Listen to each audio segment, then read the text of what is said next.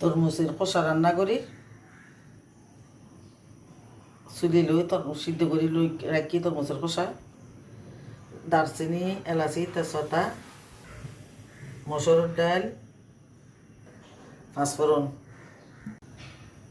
তেল তেল গরম হয়ে পাঁচফোড়ন,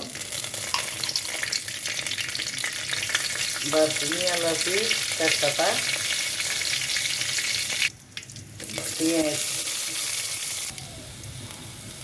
টমেটো, আদা রসুন পেস্ট, মশলা, তরমুজ,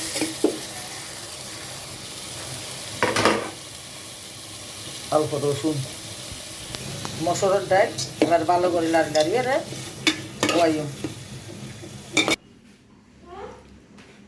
এতে তরমুজের তরকারি মাশাআল্লাহ খুব সুন্দর।